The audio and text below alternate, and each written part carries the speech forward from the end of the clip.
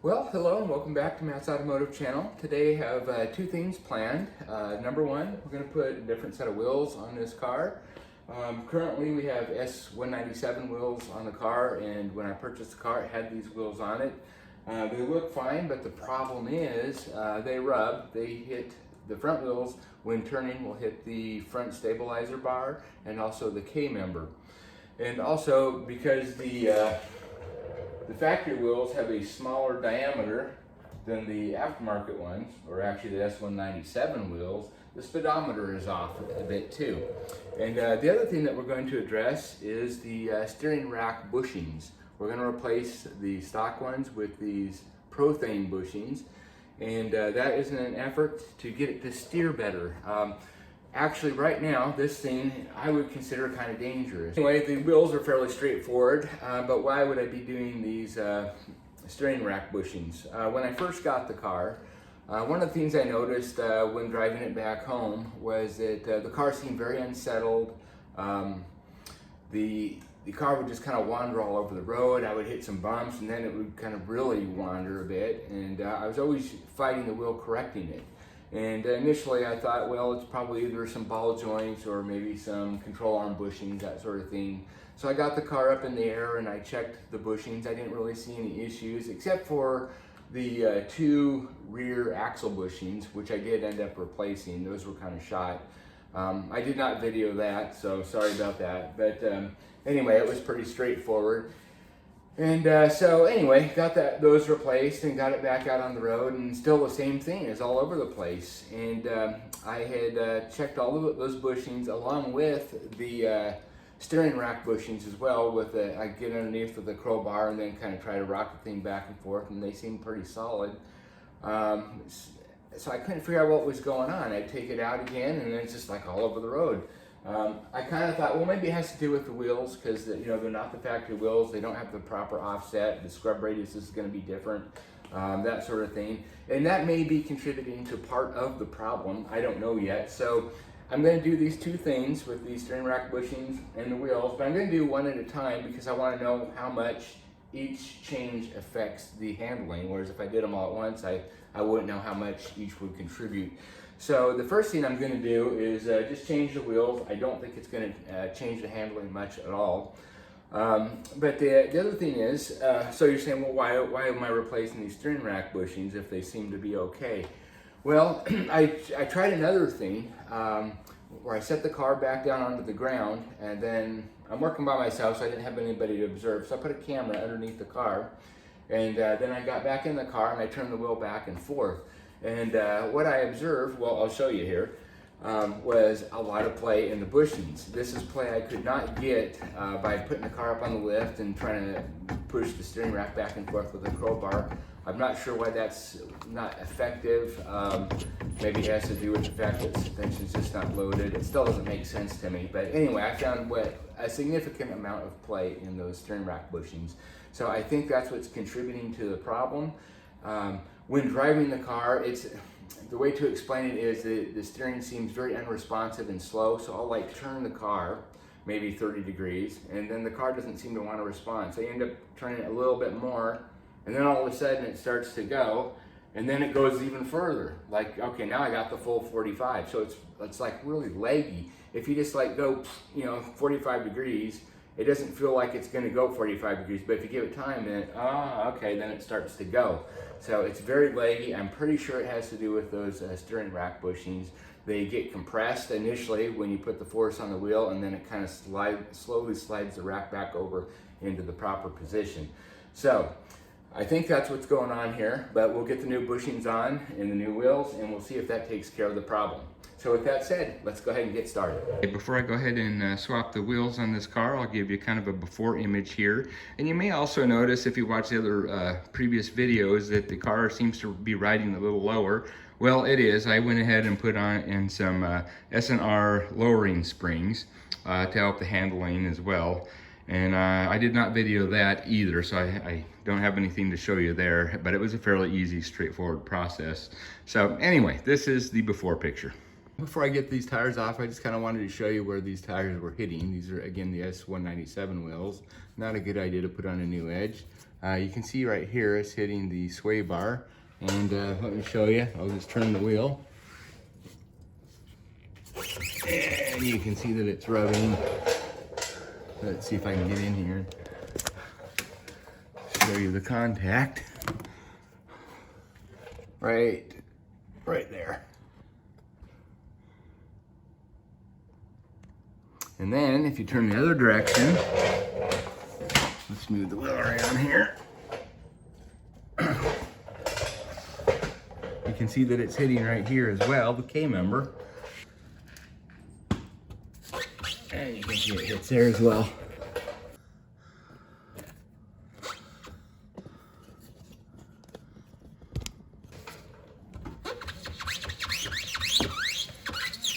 So you have limited steering angle as well.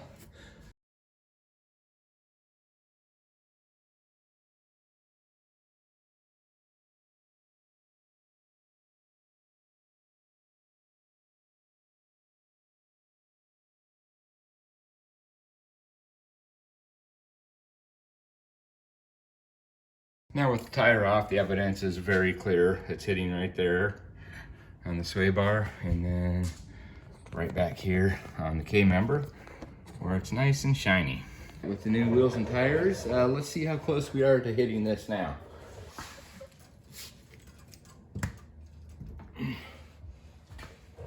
No rubbing at all, and I'll show you the amount of clearance that we have. I can tell that wheel's turned a lot more than it was before. So our turning radius is definitely shortened up with these wheels. And if you look right in here, you can see the amount of gap that we have between the tire and the sway bar. Now let's look at the K member. Let's flip this back around. Go the other direction. And let's take a look where it was rubbing before on the K member, which was right here. And you can see that's all the way locked, turned to the left. And we got maybe about 3/4 of an inch of clearance. So this is definitely much better. Okay, let's get this back on the ground. All right, here's our new look. Looks significantly different, and also it's riding a lot lower to the ground. Let's take a look at the difference between the size of these tires. I'll wheel this guy up next to the other one, and we'll take a look. Huge difference in size. And if we're looking at the overall diameter, pretty significant here. Look at that. I guess probably a couple inches. So that's definitely why it rode higher, and this tire is just too big, and that's why it's hitting everything. Plus it probably has a different offset. Anyway, let's get this thing out and take it for a test drive and see if this affects the handling at all. I have a feeling it's not going to change the steering feel, but it definitely is going to have a lower center of gravity.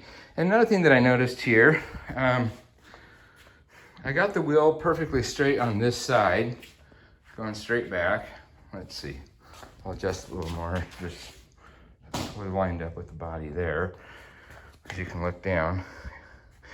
And then if we go over to the other side, it looks like we have toe out here. And that looks pretty darn significant. So we may have some tire scrubbing as soon as we get this out on the road here. Definitely, we're gonna have to look at the alignment and get that straightened out. That's definitely not right. So anyway, yeah, let's get it on the road and see how it feels.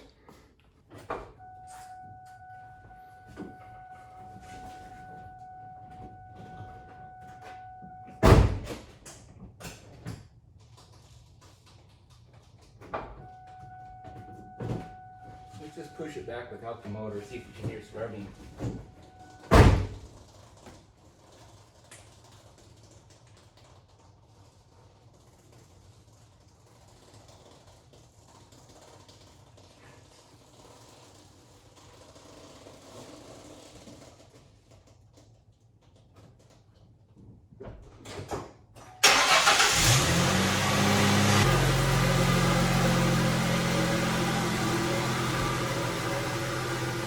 tried pushing it back without the motor running, it was real evident that the tires were scrubbing a bit. You could hear that crickling sound.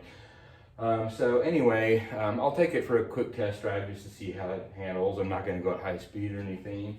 I know it's not correct. It might be even a little bit dangerous. And then we'll go ahead and get the Prothane steering rack bushings on, and then we'll go ahead and have it aligned. I just got it back. I took it around the block for a little test drive, and I'm very surprised. It does handle completely different. The steering is much more responsive. However, I know that there's still a lot of play in the steering rack, so we're still going to put those Prothane bushings on, and I bet it feels pretty good after getting that on there. As far as the alignment, I don't think that was affected by putting on different wheels. I think it has more to do with the fact I put lower end springs on it, lowered it 1.5, 2 inches or so. And when you do that, the tie rods, they're kind of at an angle like this, and then when you lower it, they get pushed out. So I think that's why we have some toe out now. So that definitely still needs to be addressed. But anyway, the next thing we need to do is get those Prothane bushings in. So let's get started on that. Let's get started on pulling the steering rack now. It's pretty simple. It's basically just these two bolts here along with the steering shaft right here. And there's a bolt right here that we need to take out, and we'll just separate that from the rack. That way we'll be able to slide the rack forward once we take these bolts off, and we'll just slide it this direction. The steering shaft here is a 13 mm.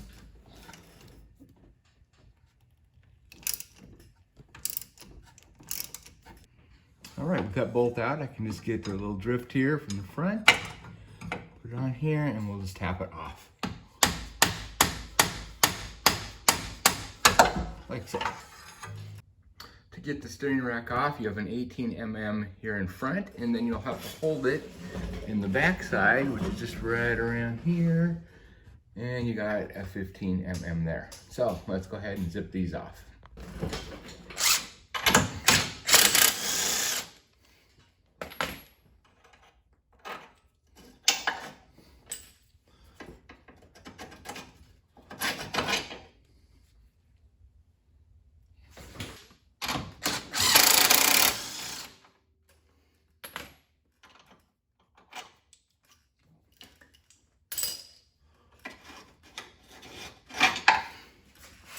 Now that we have the bolts out, we can just pry the rack off.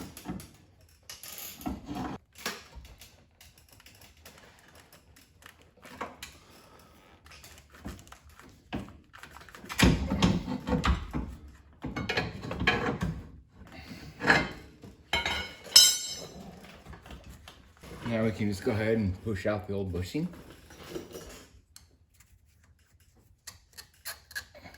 It's in two pieces. There's one here on the front, and then one up here still on this that metal peg there. And we'll pull that off and do that to both sides.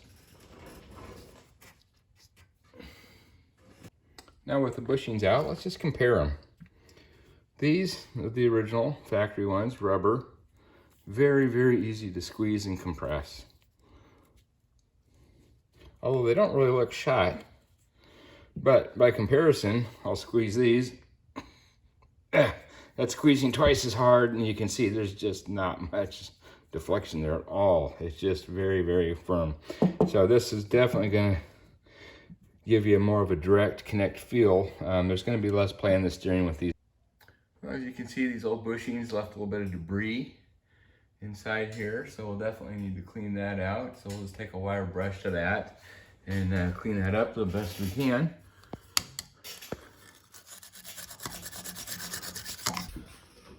Okay, and just after a couple minutes of brushing that, we got it pretty good. And also don't forget to get the peg up here. We'll take some Scotch-Brite to that, get it perfectly smooth before we install the new bushings.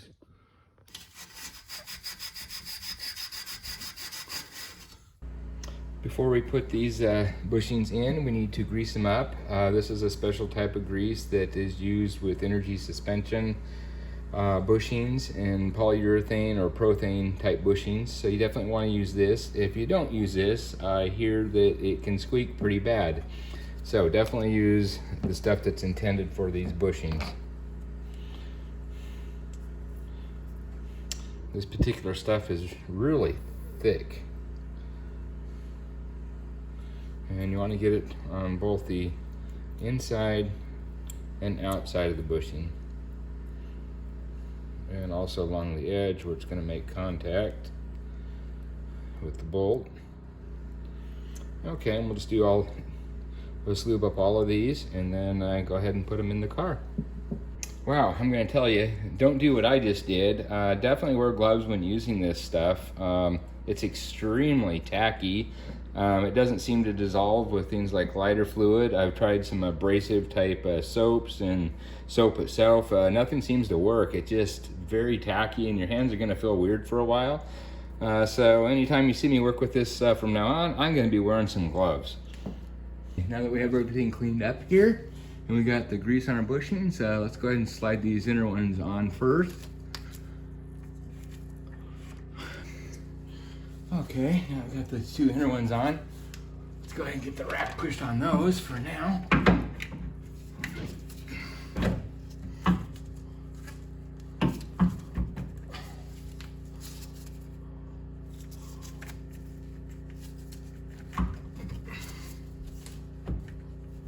Let's go ahead and push on the outer ones.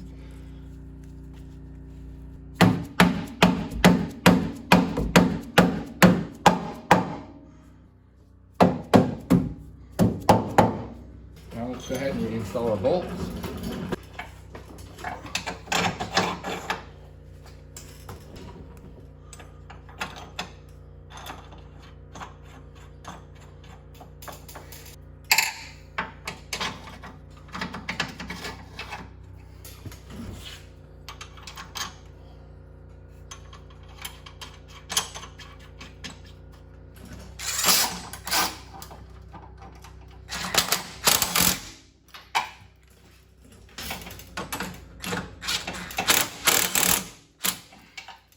The torque spec for these bolts is 39 pound-feet.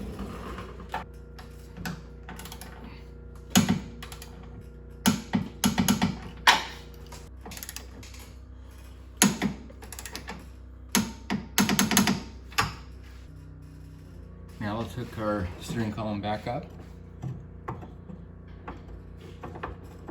Notice that there is a little notch here for the bolt to go into, so once the bolt's in, it cannot twist.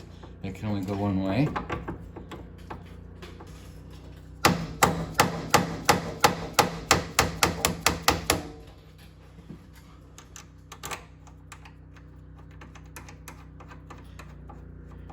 And this bolt gets torqued to 30 to 35 pound-feet. Okay, for doing alignments, I went ahead and built some turn plates that I could put on these pipe stands here. These pipe stands are good up, I believe, to 1,500 pounds a piece. And these are actually strut mounts off an S197, so we know that they're capable of holding that weight. And so that's what I'm using as the bearing here. And then I just riveted the plate to the top. But anyway, when you check suspension geometry, it always has to be with the load on it. So we got to get the weight of the car onto this before we start taking any measurements.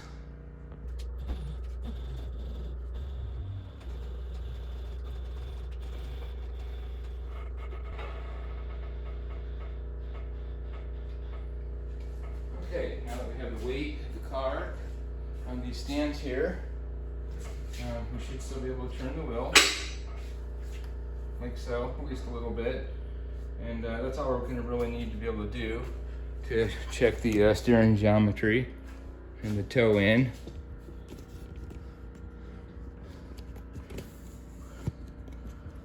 So you can see that the wheel here will now freely turn on these plates. So let's start taking some measurements.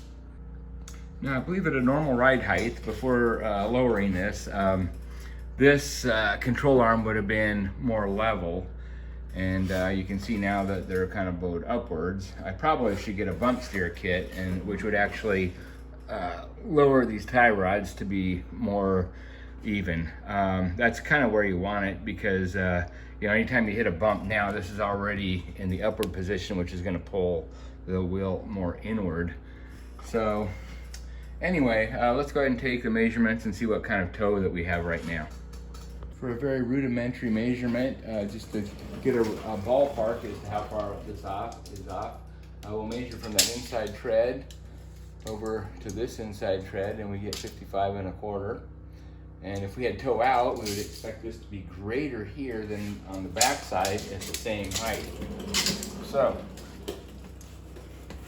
we'll measure this over there, and we have exactly 55 1/4. So it looks like the way it's loaded right now, we have 0 toe. That really surprises me because when it was on the ground earlier, it was very different. And I don't know what could have changed. Again, this is not exacting. This is just kind of a rough ballpark preliminary, but before it looked like it was significantly off. So this really surprises me. I don't know what would have changed just by putting those bushings on the rack here. Maybe I should get it back down on the ground and take another look. This is really odd. Another thing that's really odd is before, when the wheels were straight, this was off to the side a little bit, and now I have it perfectly straight, and these wheels look like they're perfectly straight. I think we need to get it back on the ground and then drive it again and see if we can detect that scrubbing when backing out of the garage.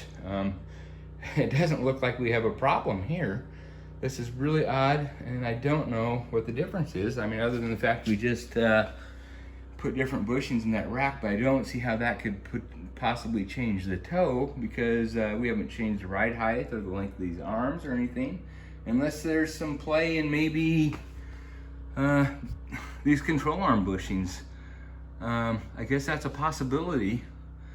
So maybe that's what I'll check with, see if there's any play in those bushings with the suspension loaded like that. Let's do that. Here's the driver's side control arm bushing, and let's see if we got play there. We do. I don't know if that's normal. You can see when I do that it does move the wheel. Let me do this. You can see that move. It definitely changes the angle a little bit. Let's check the other side. This is really odd. I may have to take it to a professional shop, alignment shop, and have them take a look at this. There we go. We've got a lot of play there. Look at that play in the wheel. Okay, with the car back down on the ground and its full weight on the wheels, come back over here and look, and I lined the wheel up so it's perfectly even with the body there. And then we'll go over to this side, and that's pretty aligned there. That's not what we were observing before. So this is really odd. If you have any ideas as to what's going on here, please leave a comment. Let's try moving the rack like we did before on the ground with a load on it.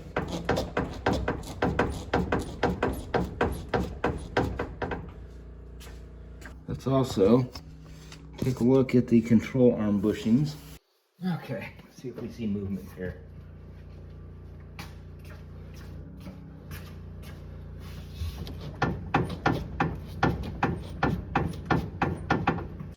Well, to sum things up, as you saw that the new steering rack bushings did their job. We had almost no detectable play in the steering rack after we put the new bushings in. The thing that has me really going at this point is that before we put the new bushings in, you saw it, we had a lot of toe out. We pulled the car out and it was scrubbing the tires and whatnot. And then we go ahead and put the new bushings in, and now everything seems to be in pretty good shape. I did take the car out and drive it around. It drives great. It's 100% better. But something's going on with the suspension here. When we put the new bushings in, it didn't change the position of the steering rack. It just eliminated the slop that was in it, and that should not have changed the toe on the vehicle. I mean, the rack is in the same position. Everything's the same length. So it really has me going. I'm really scratching my head on this one. If you have any ideas what's going on here, please drop me a comment.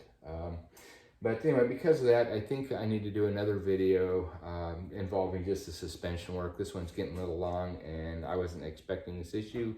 I've never seen anything like this before. It's really, really odd. So anyway, we'll go ahead and start a new video with the alignment stuff and dedicate that just to the alignment. So anyway, for the time being, it seems to be in good shape. I'll continue to drive it around. If anything happens, I'll definitely let you know in the next video. So anyway, call it quits, and I'll go ahead and catch you on the next one. Bye-bye.